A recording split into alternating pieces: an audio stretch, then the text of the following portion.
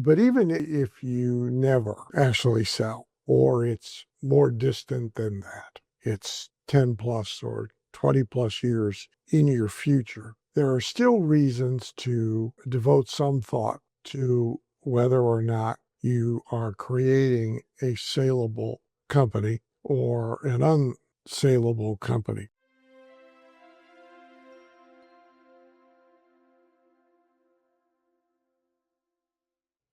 Hello, everybody. Welcome to this month's masterclass. I'm Darcy Juarez here with Dan Kennedy. And Dan, this month I wanted to talk a little bit about one of your new books here, the No BS Guide to Selling Your Company for Top Dollar. And while every business owner might not be thinking about selling their business right now, we thought this would be a really good topic about why you should be thinking about how you sell and why you sell and what you do, even if you're not thinking about doing that, or it might be in the future, or might not be what you want to do.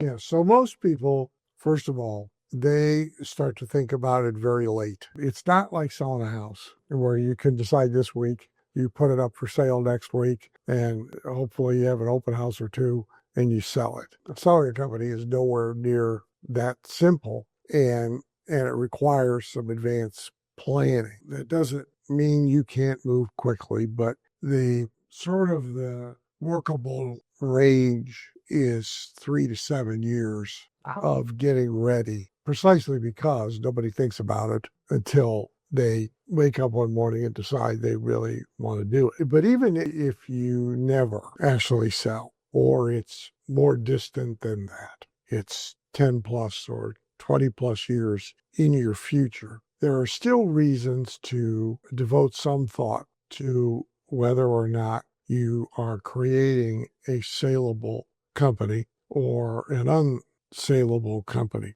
There are disciplines of thought that are pretty useful, particularly to entrepreneurs who typically are undisciplined thinkers. So whether you sell or not, much of what we talk about in the book and much of the experiences that people who do sell, that live to tell their tales, often what surprises them you can use well in advance. So one of the disciplines of thought, you can sort of credit it to Michael Gerber and the book The E-Myth, which probably a lot of people have read. The synopsis is that you want to build your business as if it was going to be McDonaldized, even if it isn't. And so, the beauty of McDonald's, which is once again, at the time we're recording this, the most valuable restaurant company. They had dropped down to number 2 for a little while, now they're back up at number 1. But the beauty of McDonald's is that they built a true systems-driven business with the humans completely interchangeable. At the restaurant level, there's really no employee that is mission critical. The entire system is mission critical. And the labor force for quite some time has been teenagers with raging hormones and far more interest in other things than getting the fries right. Seniors who either have something to do or to supplement Social Security, they're back in the workforce. Really uneducated people who can't get really any other jobs. And so if that's going to be your workforce, you better have good systems. Now you say, well, that's not going to be my workforce, right? But most people overestimate the capabilities of their workforce, particularly if they try to scale. Like I have a client right now, and they're working towards 1,000 sales agents in the country.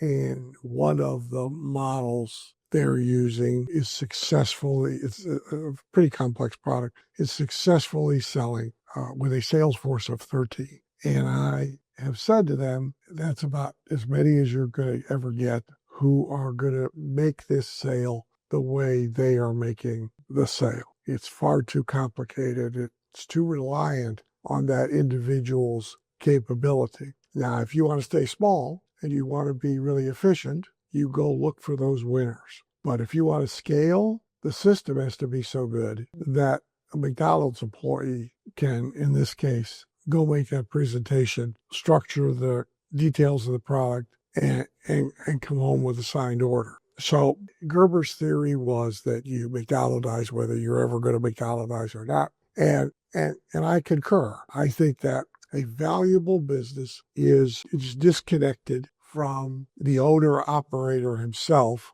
being day-to-day essential.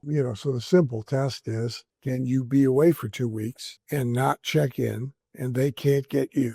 Will you do that or not? And most business owners, no, they would be in trauma.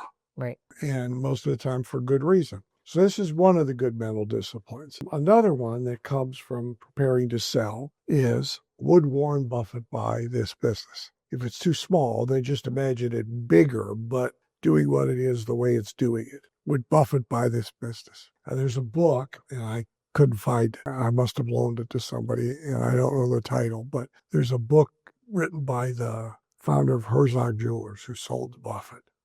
And the book is something like How I Sold to Warren Buffett or Why Warren Buffett. It's a really good, thin book because it lays out exactly why Warren bought a chain of jewelry stores and why he wouldn't buy a different chain of jewelry stores. And Buffett has bought some very diversified types of businesses: retail, manufacturing, transportation, where he's in for a third or more, and in some cases owns the companies outright. And he's arguably the most successful business investor. Check out the website down below to get full access to all the masterclass videos from Dan Kennedy. Oh, and don't forget to subscribe to our channel and check out these videos.